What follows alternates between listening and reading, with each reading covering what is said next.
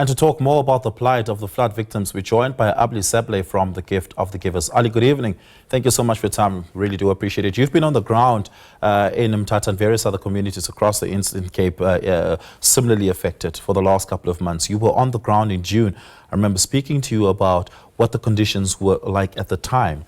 The attention in the eyes of the country has moved on to other crises and to other problems, and perhaps the media attention is often also shifted away. But the people of Mthatha still live in the conditions that beset them in June when those floods had ravaged through the community of Mthatha. Describe to us today what the average lives are of those left behind that you've been able to observe and this Gift of the Givers continues to assist. Most definitely. Tomorrow is exactly 2 months since the devastating floods hit Mthatha and the Butterworth region. Unfortunately, we find in many of the shelters, bed and breakfasts, and in community halls, there are still lots of women and children. As we do know, schools have opened. Many of the mothers and children raising their frustrations of not having their own privacy. And then, of course, this week, our condolences to the family. We know there's a young girl that has taken her own life. Her mother and brother passed away in the devastating floods, and this week she cannot live with the trauma and has taken her own life. So condolences to that family. And there are still many of the family members, especially women and children, who are facing daily trauma, reliving those moments. And when we visit the people in the shelters, and by the way, Gift of the Givers teams are still on the ground from the 10th of June till today. Our teams are providing the daily hot meals for those who were affected by the floods, those accommodated in community halls, the OR Tambo Hall, the Anglican Church, the Northcrest Hall, and in Slovo Park as well. Our operation still continues. As you correctly said, the focus is taken away, but we do know it's a very expensive operational cost, but we cannot leave the people, especially in this kind of trauma they are living through currently at the moment. As we do know, the main frustration is having a roof over the head. We do know there was various meetings between the various government departments, working with the traditional leaders in terms of land, etc. And we hope this can be finalized as at least people can get closure.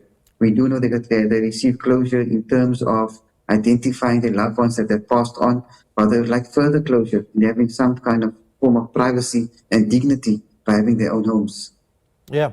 Let's talk about that traumatic disorder that you're describing. I would imagine many people in Mthatha currently living as the young woman who you had just highlighted, who died by suicide due to suffering from the trauma of having lost her entire family in the floods. Talk to us about what the trauma is that you're observing on the ground, and in particular, how it can be addressed.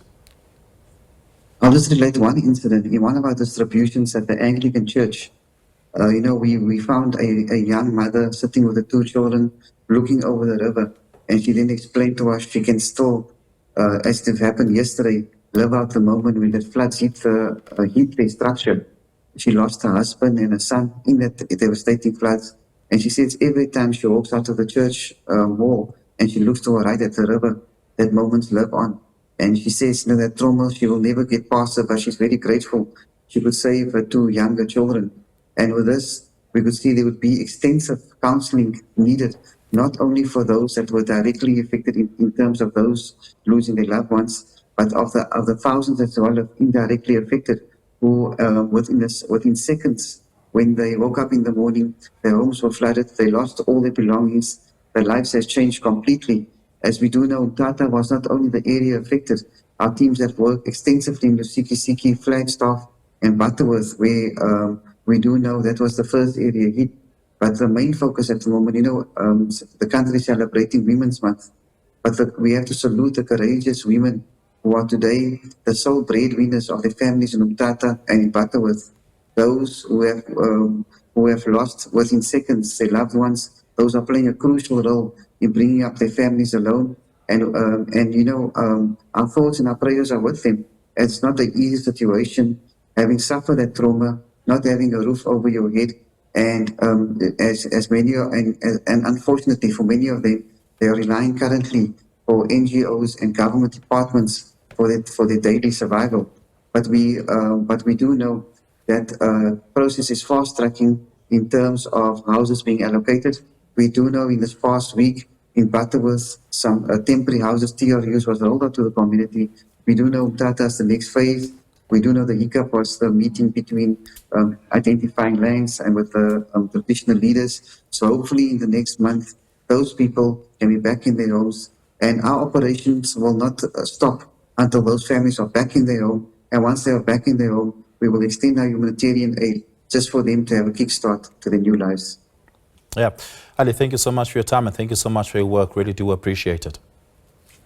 Thank you. That is Ali Sablay of Gift of the Givers.